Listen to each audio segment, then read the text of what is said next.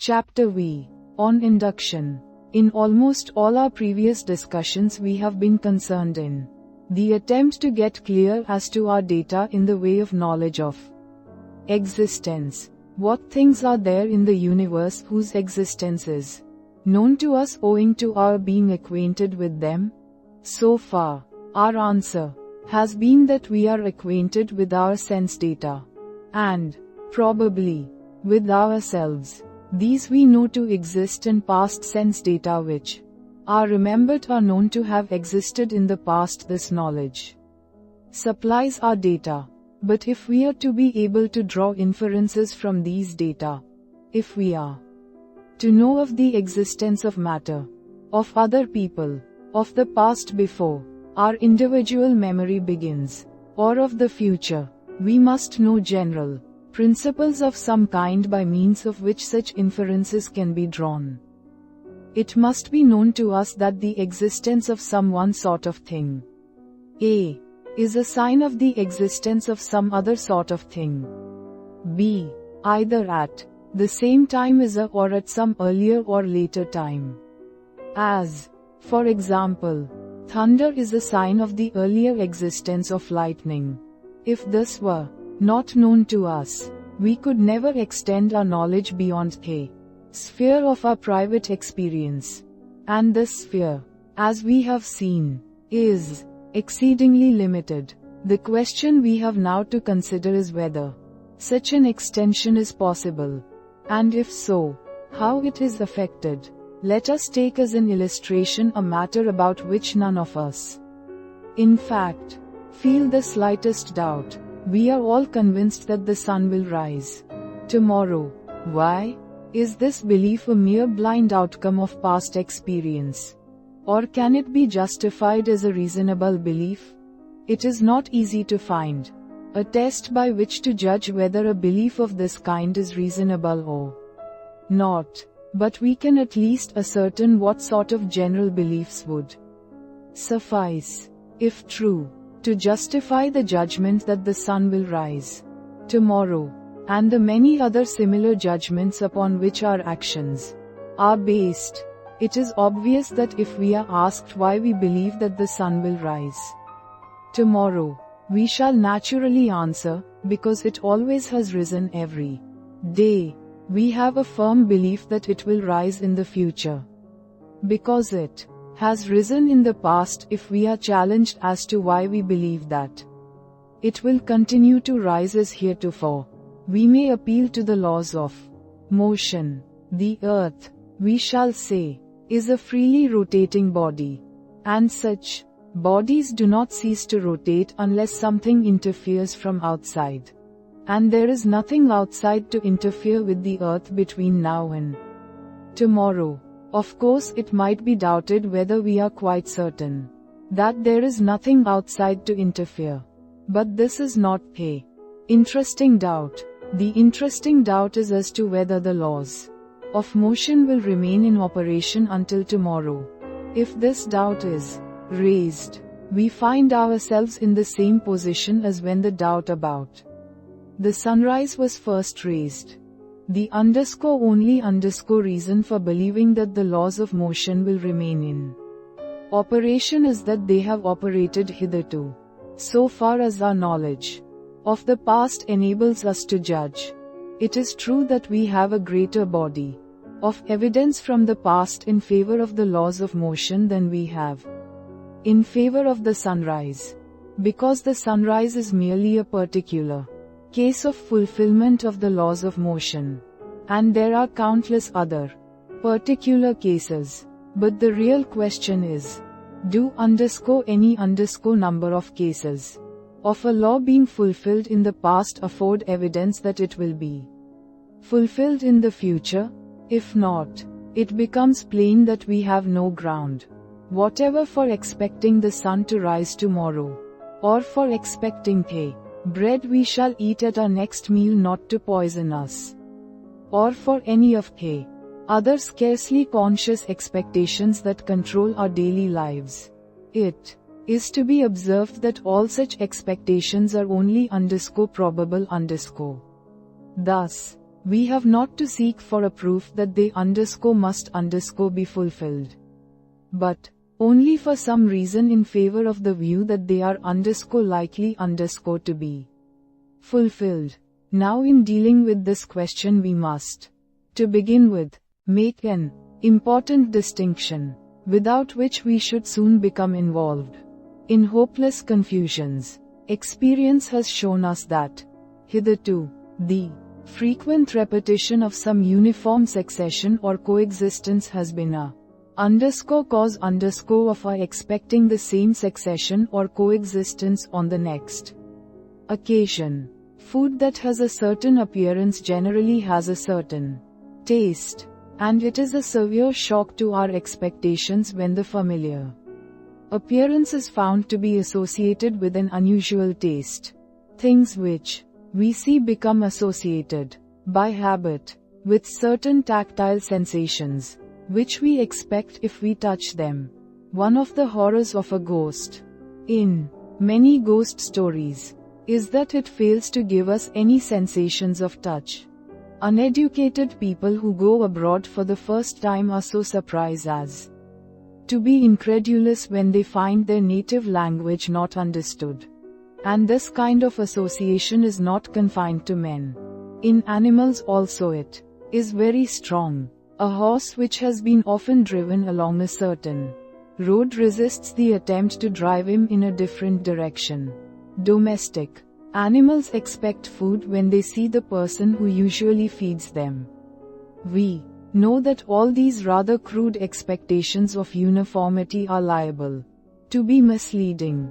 The man who has fed the chicken every day throughout its life at last wrings its neck instead, showing that more refined views as to the uniformity of nature would have been useful to the chicken. But in spite of the misleadingness of such expectations, they nevertheless exist. The mere fact that something has happened a certain number of times causes animals and men to expect that it will happen again. Thus our instincts certainly cause us to believe that the sun will rise tomorrow, but we may be in no better a position than the chicken which unexpectedly has its neck wrung. We have therefore to distinguish the fact that past uniformities cause expectations as to the future, from the question whether there is any reasonable ground for giving weight to such expectations after the question of their validity has been raised. The problem we have to discuss is whether there is any reason for believing in what is called the uniformity of nature. The belief in the uniformity of nature is the belief that everything that has happened or will happen is an instance of some general law to which there are no exceptions. The crude expectations which we have been considering are all subject to exceptions, and therefore liable to disappoint those who entertain them. But science habitually assumes, at least as a working hypothesis, that general rules which have exceptions can be replaced by general rules which have no exceptions. Unsupported bodies in air fall is a general rule to which balloons and aeroplanes are exceptions.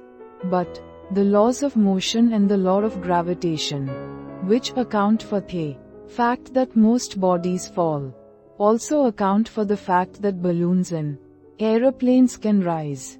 Thus the laws of motion and the law of gravitation are not subject to these exceptions. The belief that the sun will rise tomorrow might be falsified if the Earth came suddenly into contact with a large body which destroyed its rotation. But the laws of motion and the law of gravitation would not be infringed by such an event. The business of science is to find uniformities, such as the laws of motion and the law of gravitation, to which, so far as our experience extends, there are no exceptions. In this search science has been remarkably successful, and it may be conceded that such uniformities have held hitherto.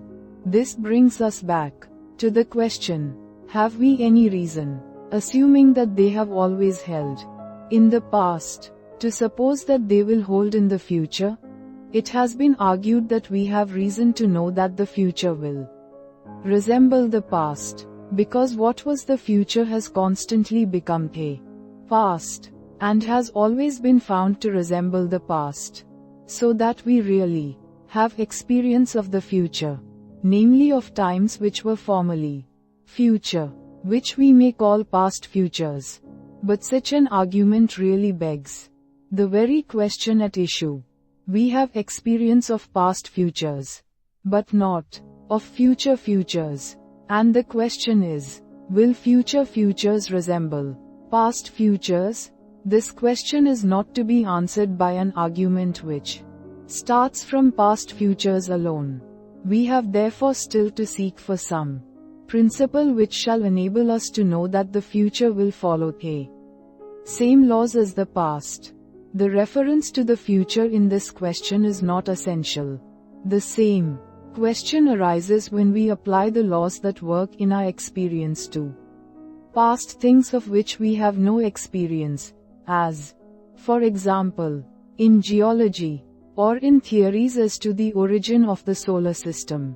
The question we really have to ask is, when two things have been found to be often associated, and no instance is known of the one occurring without the other, does the occurrence of one of the two, in a fresh instance, give any good ground for expecting the other?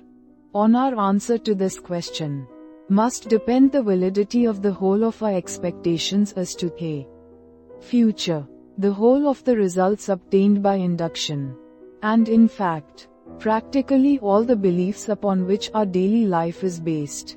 It must be conceded, to begin with, that the fact that two things have been found often together and never apart does not, by itself, suffice to prove demonstratively that they will be found together in the next case we examine.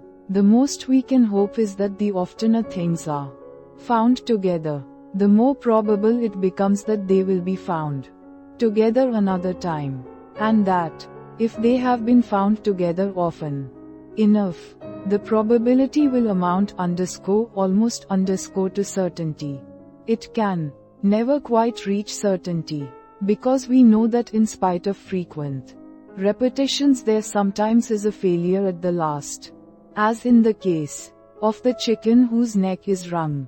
Thus probability is all we ought to seek.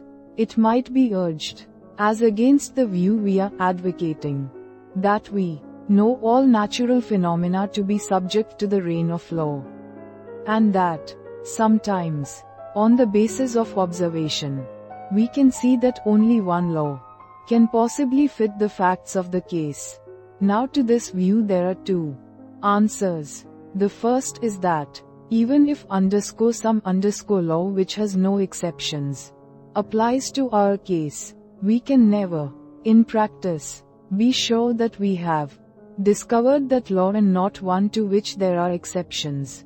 The second is that the reign of law would seem to be itself only probable, and that our belief that it will hold in the future, or in unexamined cases in the past, is itself based upon the very principle we are examining. The principle we are examining may be called the principle of induction and its two parts may be stated as follows. A. When a thing of a certain sort A has been found to be associated with a thing of a certain other sort B, and has never been found dissociated from a thing of the sort B, the greater the number of cases in which A and B have been associated, the greater is the probability that they will be associated in a fresh case in which one of them is known to be present. B. Under the same circumstances, a sufficient number of cases of association will make the probability of a fresh association nearly a certainty, and will make it approach certainty without limit.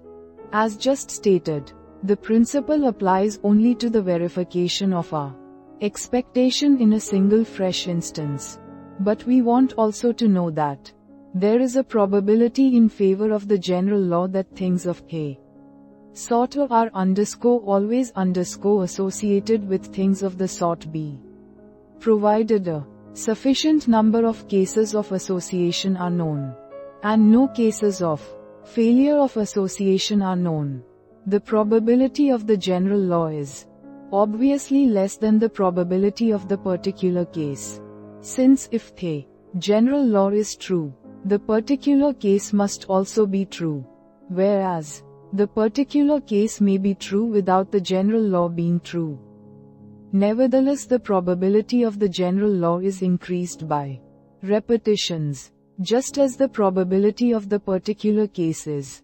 We may, therefore, repeat the two parts of our principle as regards the general law. Thus, A. The greater the number of cases in which a thing of the sort A has been found associated with a thing of the sort B, the more probable it is, if no cases of failure of association are known, that A is always associated with B. B. Under the same circumstances, a sufficient number of cases of A association of A with B will make it nearly certain that A is always associated with B, and will make this general law approach certainty without limit. It should be noted that probability is always relative to certain data. In our case, the data are merely the known cases of coexistence of A and B. There may be other data, which might be taken into account, which would gravely alter the probability. For example, a man who had seen a great many white swans might argue, by our principle, that on the data it was probable that all swans were white. And this might be a perfectly sound argument. The argument is not disproved by the fact that some swans are black, because a thing may very well happen in spite of the fact that some data render it improbable. In the case of the swans, a man might know that color is a very variable characteristic in many species of animals, and that, therefore, an induction as to color is peculiarly liable to error. But this knowledge would be a fresh datum, by no means proving that the probability relatively to our previous data had been wrongly estimated. The fact, therefore, that things often fail to fulfill our expectations is no evidence that our expectations will not probably be fulfilled in a given case or a given class of cases. Thus, our inductive principle is at any rate not capable of being disproved by an appeal to experience. The inductive principle, however, is equally incapable of being proved by an appeal to experience. Experience might conceivably confirm the inductive principle as regards the cases that have been already examined, but as regards unexamined cases, it is the inductive principle alone that can justify any inference from what has been examined to what has not been examined. All arguments which, on the basis of experience, argue as to the future or the unexperienced parts of the past or present, assume the inductive principle. Hence we can never use experience to prove the inductive principle without begging the question. Thus we must either accept the inductive principle on the ground of its intrinsic evidence, or forego all justification of our expectations about the future. If the principle is unsound, we have no reason to expect the sun to rise tomorrow, to expect bread to be more nourishing than a stone, or to expect that if we throw ourselves off the roof we shall fall. When we see what looks like our best friend approaching us, we shall have no reason to suppose that his body is not inhabited by the mind of our worst enemy or of some total stranger. All our conduct is based upon associations which have worked in the past, and which we therefore regard as likely to work in the future. And this Likelihood is dependent for its validity upon the inductive principle. The general principles of science, such as the belief in the reign of law, and the belief that every event must have a cause, are as completely dependent upon the inductive principle as are the beliefs of daily life. All such general principles are believed because mankind have found innumerable instances of their truth and no instances of their falsehood. But this affords no evidence for their truth in the future, unless the inductive principle is assumed. Thus all knowledge which, on a basis of experience, tells us something about what is not experienced, is based upon a belief which experience can neither confirm nor confute, yet which, at least in its more concrete applications, appears to be as firmly rooted in us as many of the facts of experience. The existence and justification of such beliefs, for the inductive principle, as we shall see, is not the only example, raises some of the most difficult and most debated problems of philosophy. We will, in the next chapter, consider briefly what may be said to account for such knowledge, and what is its scope and its degree of certainty.